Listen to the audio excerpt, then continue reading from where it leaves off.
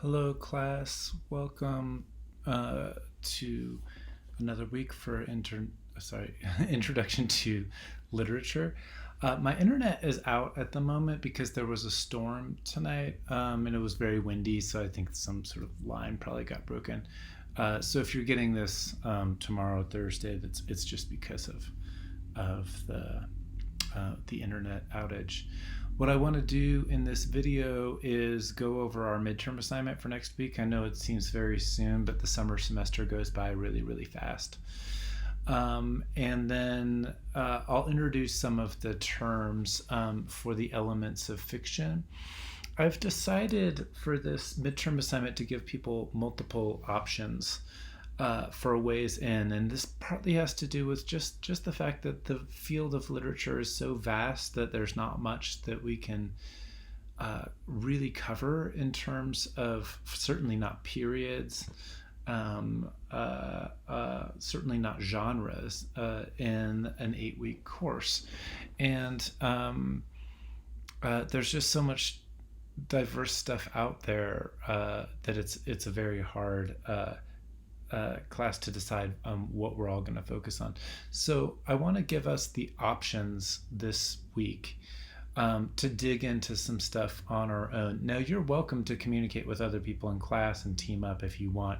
You have each other's emails through Blackboard if you want to email people in class. You've been having really, really good discussions so far, so thank you for that. For those of you who participated, there was a little drop in participation for Macbeth this week so far, and a little bit of a drop last weekend. So please, if you have not participated in discussions or you're worried about posting late, just post late because it will still give you some points in the class. And then you don't have a 0 for that portion of your grade in the grade book. But for those of you who have been posting and who wrote on the sacrifice lectures last weekend, you're doing a great job. You're asking really good questions. So remember to ask those discussion questions at the end of your pages. You guys answered a lot of questions for each other about, the differences between murder and sacrifice. That was a theme that came up in your discussions this week. And someone brought up, maybe it was Kendall, I'm thinking back now, somebody brought up Emil Durkheim's book from a psychology class. And that book, it wasn't mentioned, but the book where that exists is called Elementary Forms of Religious Life. It's a very important book, not just for literature, but obviously somebody learned about it in a psychology class. And what Emil Durkheim is doing in the book, this is kind of the beginning of sociology as a career, or as a field. If you're a sociology major, this is a classic book in the field. And also, of course, it reaches out into like religious studies and psychology and literature for us. So the disciplines kind of speak to each other. And so I just wanted to point that out. Yes, one of the things that Durkheim is very interested in is kind of the collective nature of what sacrifice, for not just sacrifice, but just sort of what religion in general is, rather than just focusing on some sort of an idea of personal, individual salvation or something like that. But what is the social function of something like religion in our lives? And of course, the definition I've given us for an intro definition for literature is that literature, as a genre, what it does is that it tracks social desire over time, right? So we can have our own individual favorite books, and maybe some elite people might say these are the classics and these are the books that everyone must read. But my definition is more flexible than that. My definition cuts across the idea of something like classics, right? So we could be able to read lots of different genres, lots of different material, and look back historically and try and answer for ourselves what how that particular text emits a social desire at the time. And so we could look at like newspaper articles from 1912, right, and read them in term as literature, right? So it's not just about where something is published, It's quite flexible. It's not always about medium. We could look at film, for example, as you're going to look at Macbeth this week, as literature itself too. And it's just one medium, right? So film is a medium by which we might look at literature, but also, a book, or, an online website if we were taking another way into this stuff. Another theme that just sort of came up, and you guys answered this well yourselves, was in that somebody asked, was confused about my lecture and about like what the difference is between murder and sacrifice. And I believe that Eric did a really good job, Eric Nielsen. A couple of you mentioned this sort of stuff, but I think Phoebe mentioned it as well too, which is that the real big difference between murder and sacrifice, I think, that I was getting at in the lecture is that at least in terms of sacrifice theory, like Cleo Cairns, my colleague, that the sacrificial victim is a willing victim, and in a murder, the person who's being murdered has not necessarily agreed to being murdered. And yet sometimes people will try to treat a murder as if it is a kind of sacrifice. And I think that is a misplaced idea. And it brings up these other questions that you guys were really starting to get at. Like some of the just discussion posts were really sophisticated this week, which is kind of what is that place that sacrifice or catharsis, as I put it in my question to you guys. What is the place of that in our culture, and where do we see that today? And most of you said, like, yes, we have catharsis today and we need it, and you guys had different answers for it. Sports, for example, opportunities for flirting and sexual relationships, drinking, things like this. And we live, we're like, I'm making this from Denver, right? They call us the Napa Valley of beers. We've got all these breweries and distilleries, and like we have a very big sports culture and a very big beer culture in our town, and we have a big exercise culture, right? In general, I ride my bike. I rode my bike 60 miles today. This is like try very hard under COVID to do kinds of exercise that is relatively socially isolating, and that keeps me moving because I don't really go out a lot in public. This is a matter of choice for some people. What we've seen a big spike this week in the United States in terms of COVID cases. And so that's just something that I do on a regular basis. Like for a while it was just like inside, when we really weren't supposed to be going out much, like it's just like sit-ups and push-ups inside. But now I like to be on my bike. Okay, so let's get to the midterm assignment. So next week there will be no Blackboard discussions because I'm giving you enough work in terms of writing this paper. I just don't want to overburden you with work and with reading. No matter which way that you go for the assignment, the reading is going to be about the same. My screen is just frozen, so I'm just going to pause this and then I'll start again. So hang on a sec. Okay, I'm back. So I'm going to jump into the midterm assignment sheet here, which I'll email to you, and I'll also post it under content and Blackboard once my internet is working again. So during the week of June 29th, so Monday next week to Saturday, July 3rd, I think actually it could be the 4th. It's through Saturday, so the 4th might be actually Saturday, but I might have just been skipping it because it's a holiday. You will be writing a 4 to 6 page paper, which is due by midnight Saturday, July 3rd. So I guess it is July 3rd. Papers must be Microsoft Word documents in MLA or Modern Language Association format, and they all need to include multiple direct citations from our literary text to back up your observations and argumentative points. So what I want the citations from the texts that we have read for class. I don't want citations necessarily from things that you look up on the internet. If you do look up things on the internet, yes, you should include them as citations and give credit where credit is due.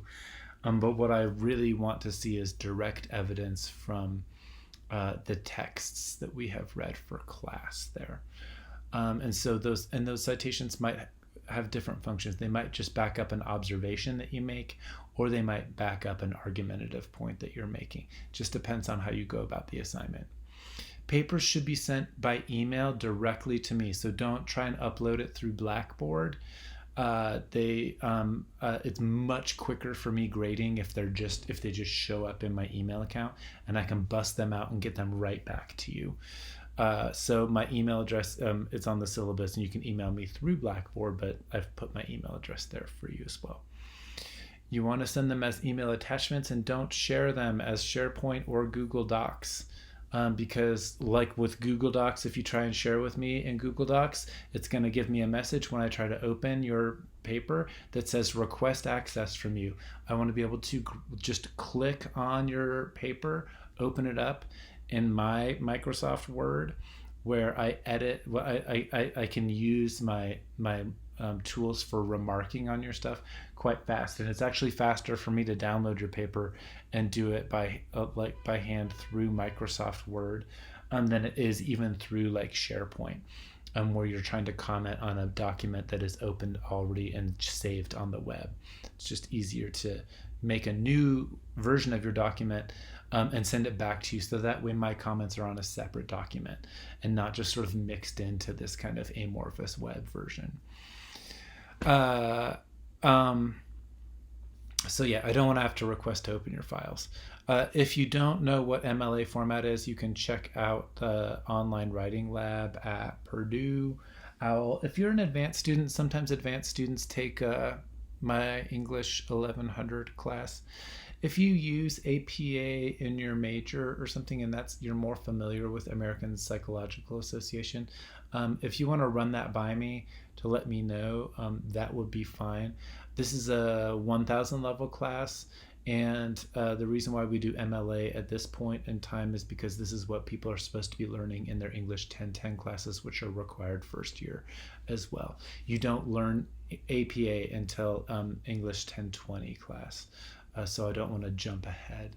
But if you have a preferred style and you can write well within it, just run it by me, and I'm usually going to be okay with that.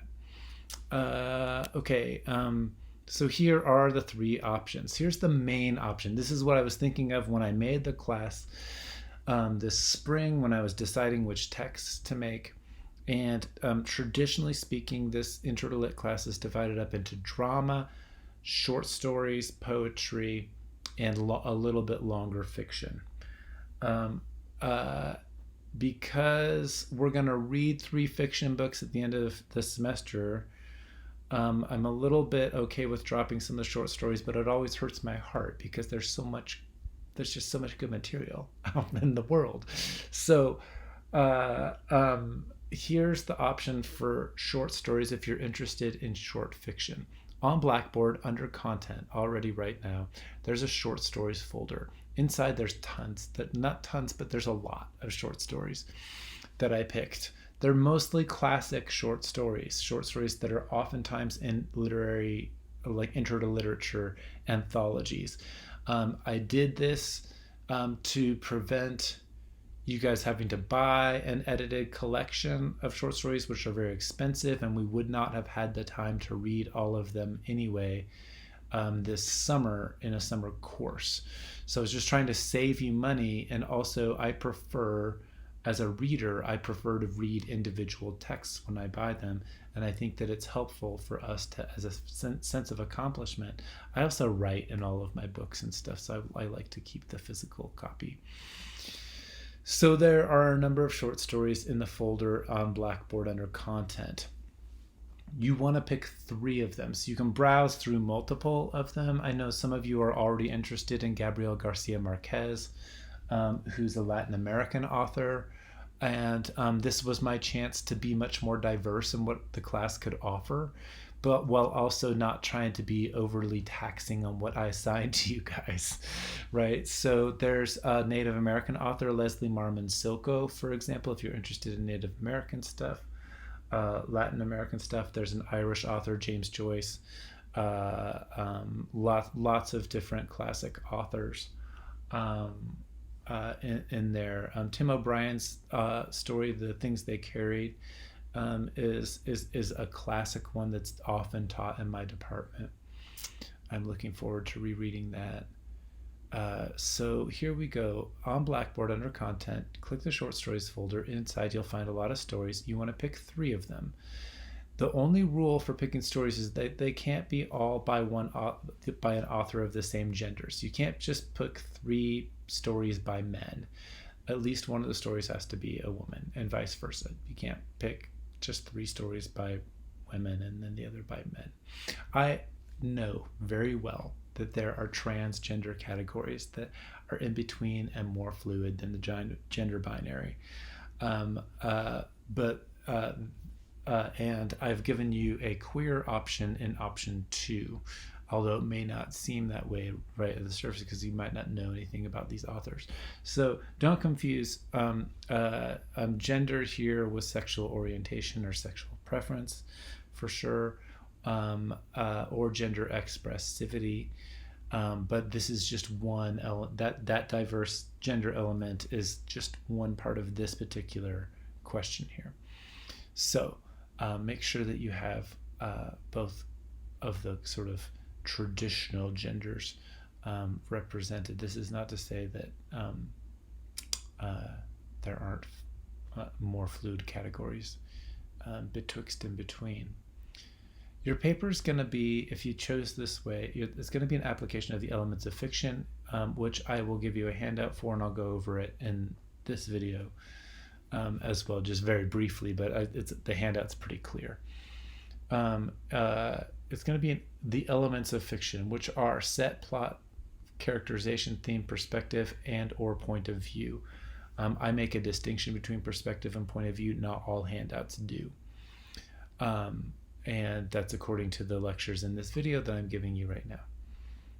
After analyzing each story separately, you'll want to make a compare and contrast essay, comparing the writing style of each of the chosen authors. While you may say which writer you find the most compelling, that's okay. It's not that important to me. Like, studying literature is not about what we like or dislike in terms of literature. It's not about what characters we personally identify with, for example, as I've said in earlier videos.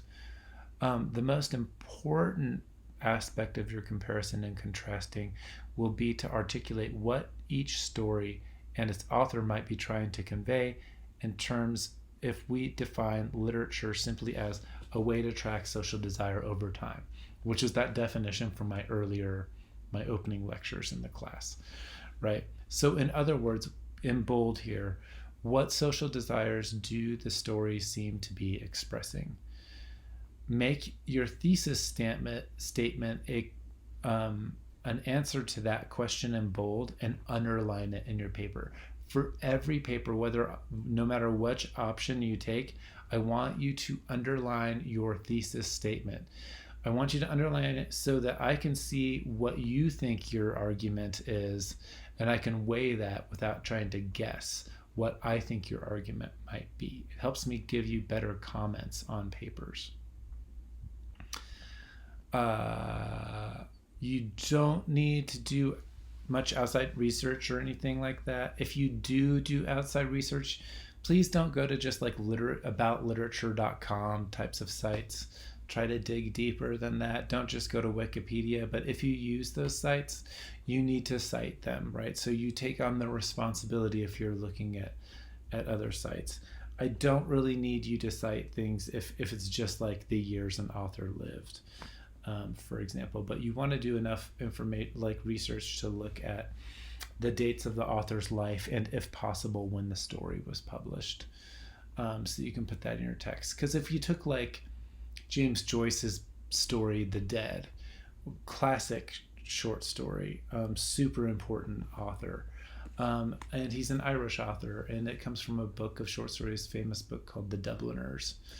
and it's written in the early 20th century. And so, what are some of the social desires that he might be expressing in terms of Ireland during that time, which might require a little bit of thought and research. Um, okay, so that's option one, is to go the short story route, picking about three stories. All of the length of the readings should be about similar, or at least the density weighs out. So you might have a little bit shorter readings for number three, but the reading itself is going to be much denser because it's critical material. So you could do three stories, or you could take option number two. And the reason why I put option number two in here is because I had not assigned any kind of creative nonfiction, which we now generally take as a literary category. It's not in the classic categories for Introduction to Literature class, which are poetry, drama, fiction, right? And nonfiction, or creative nonfiction, is a really important literary category in the 21st century. So reading essays of people, of course, people have written essays, for centuries. And this particular essay that I've chosen for you guys is for those of you who are concerned, particularly with the movement for Black Lives, for the protests that we've been seeing, and some of the discussions that have already come up in Blackboard.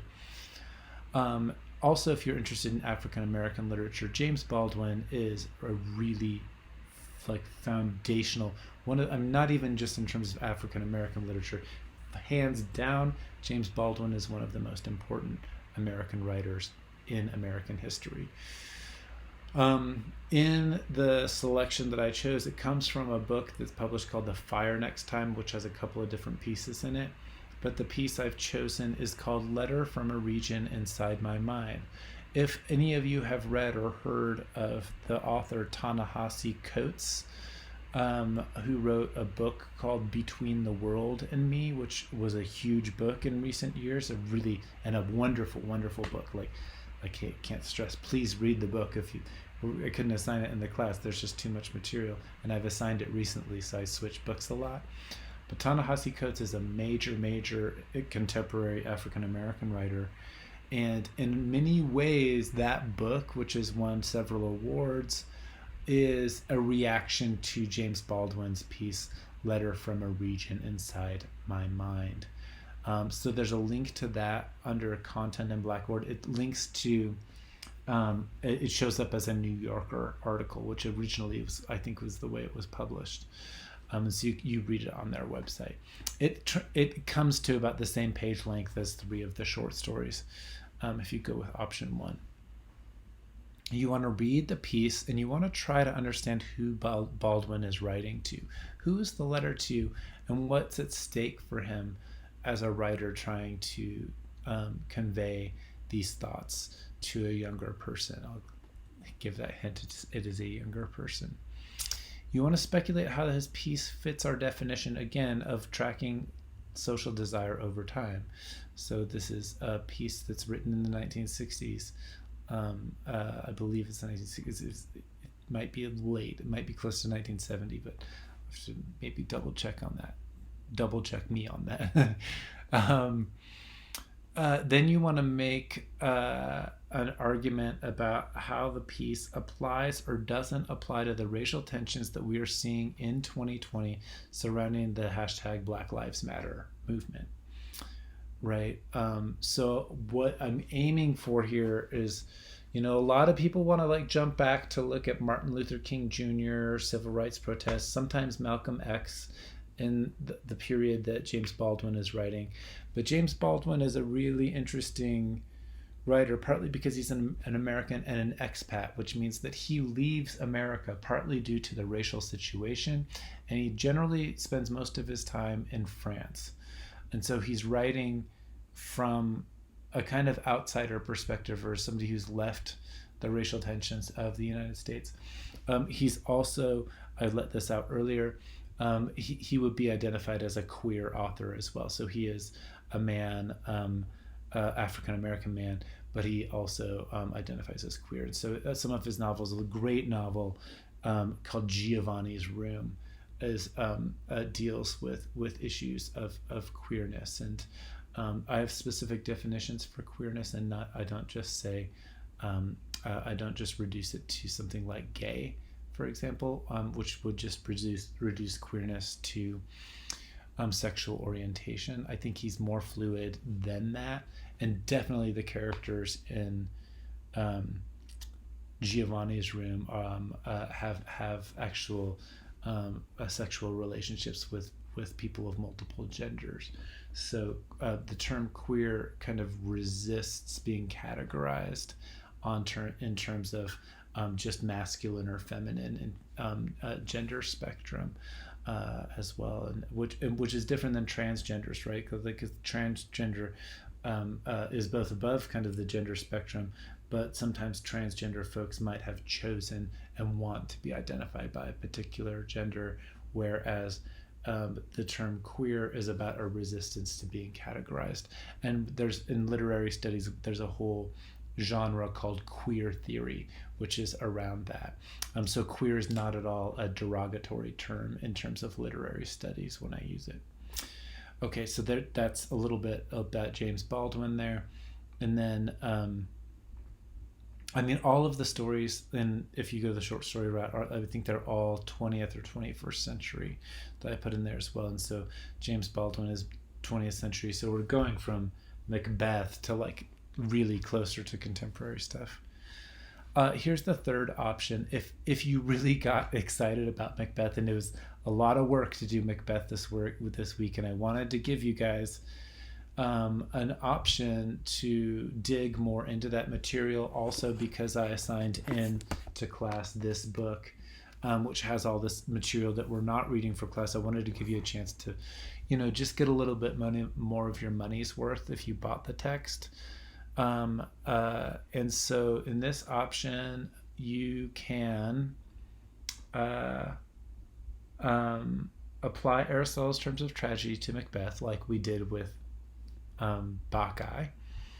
And then you want to speculate on how well you think that Aristotle's terms, help us dig into what's really at stake in Macbeth. Aristotle's terms are almost 2,000 years old by the time Shakespeare writes them. And Shakespeare does have access to Aristotle's poetics. It's actually a new thing.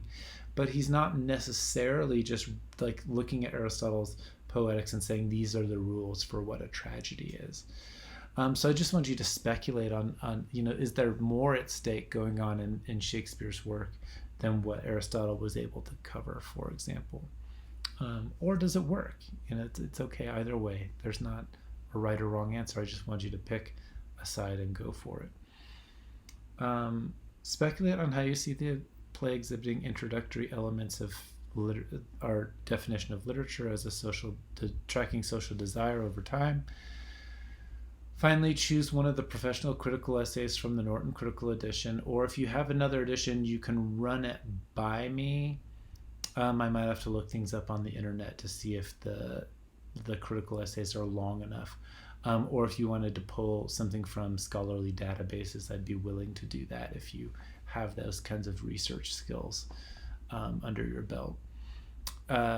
So if you're doing a critical essay that's not in the Norton edition, please run it by me first.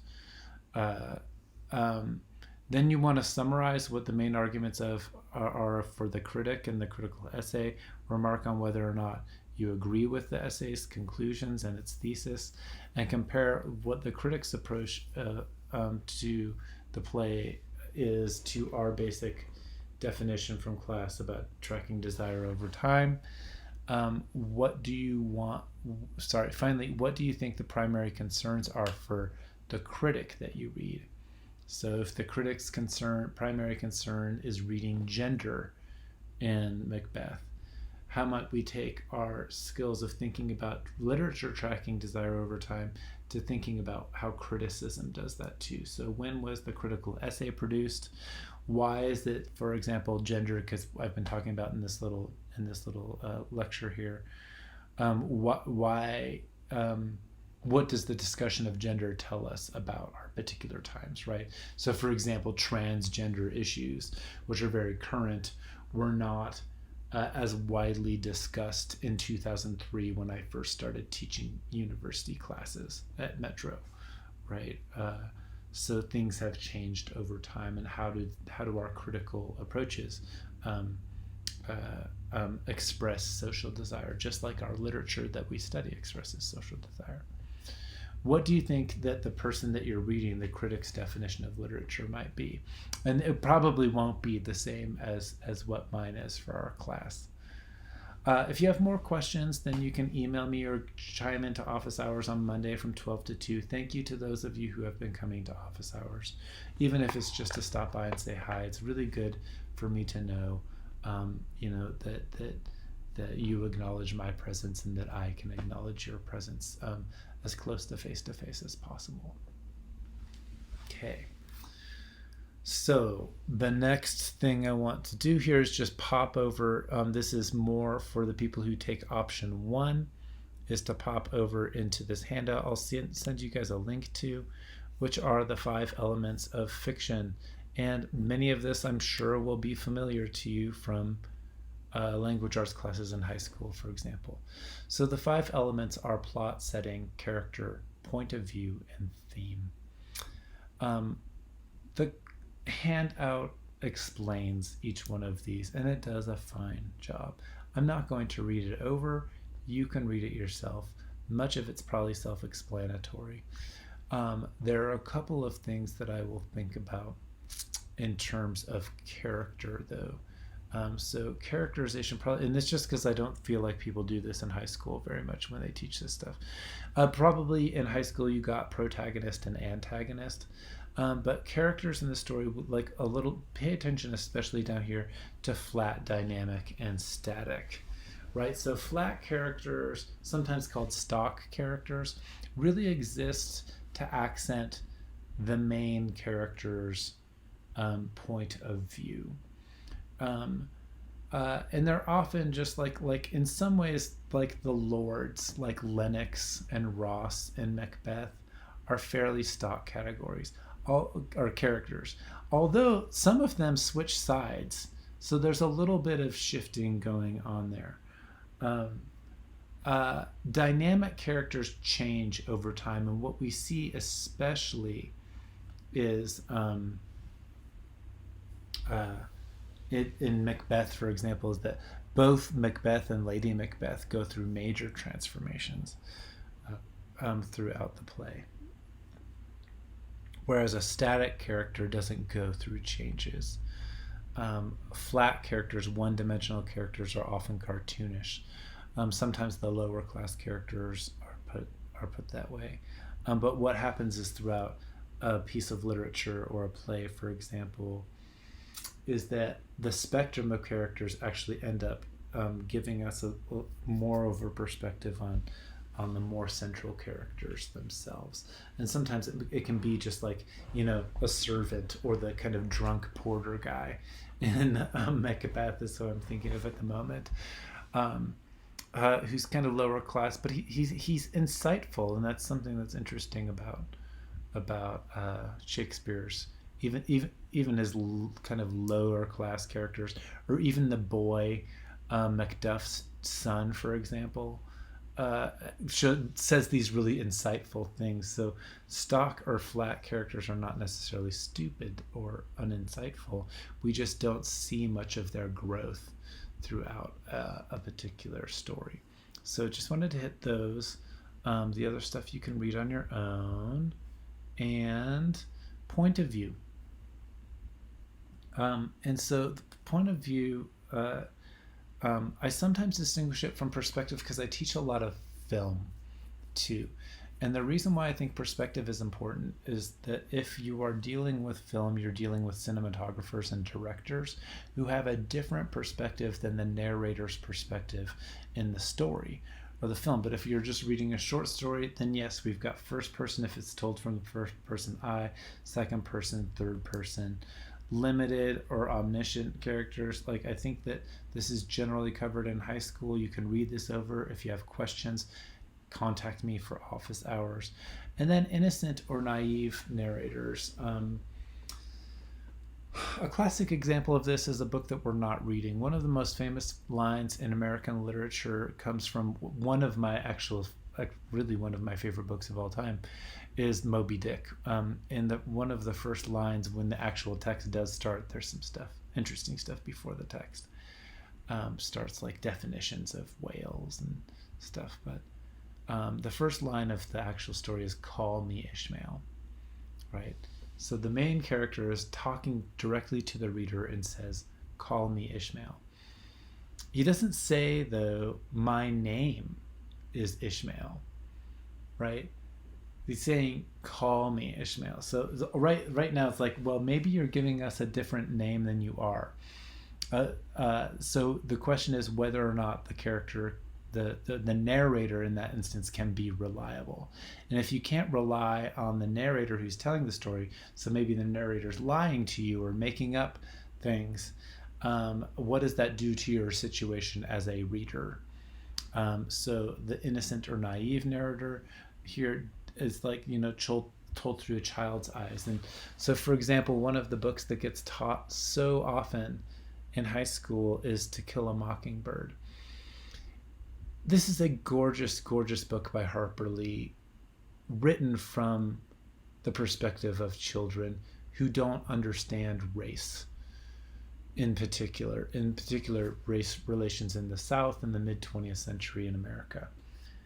And because of that, the kids see things that are like racial injustice, but they don't have a filter for being able to judge it quite correctly. They don't understand why this man who's been arrested is being accused of what he's being accused of, for example.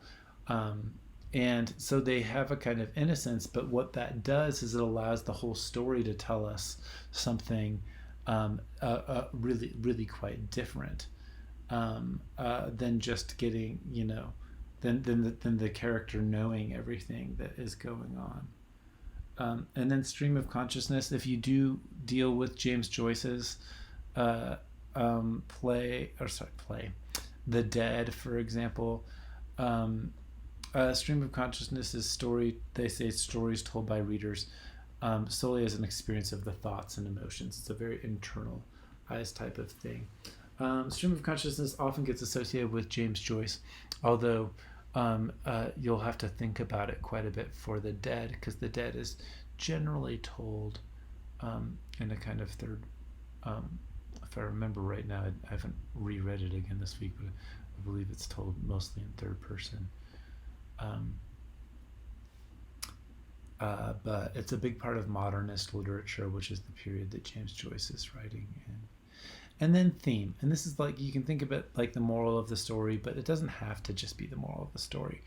A theme that you might choose is like gender. So like in Macbeth, I chose masculinity as one of the themes I really, really was wanting to hit in my lectures for this week, because it's just all over, like masculinity and action and womanliness, or exceeding being a man and becoming a monster. That's a major theme. But I don't know that I would reduce the moral of the story of Macbeth just to being talking about masculinity itself. Sleeplessness is another major theme in Macbeth. And so you can pick one of the themes if you do the multiple stories option. You might see a theme that you see is concurrent throughout multiple stories that you read. Maybe, maybe not. It just depends on what you're reading. So these are the elements you'll want to use, just like if you're choosing to talk about the theme, the plot, the setting. Just choose like a passage or two as a citation source from each play, from each short story, to back these categories up. Again, if you have more questions about what the terms mean, just go ahead and see me in office hours or shoot me an email. I'm going to stop there. I'm going to prepare the video to send out to you as soon as my internet comes back alive. And I'll send it out to you tomorrow. Tomorrow is Thursday. I know you still have a Macbeth film response that's due by Saturday night, but I just want to get this video uploaded so that it's ready to go for you guys, for your thinking about next week. Remember, there will be no other discussion posts for next week. All of your attendance and discussion posts, participation stuff is going to be tied in to just this 4 to 6 page paper. Make sure that you get somewhere onto page 5. Don't just get like one line onto page 4, because that's only 3 pages and one line. So think of 4 to 6 pages as somewhere on page 5. You can go longer than 6 if you want, but don't go less than 4. 4 complete pages all the way down to the bottom. Doesn't include works cited pages. You should have a works cited page because you will be citing sources. Okay. Email me with questions. Have a good rest of your day when you get around to watching this video. Take care.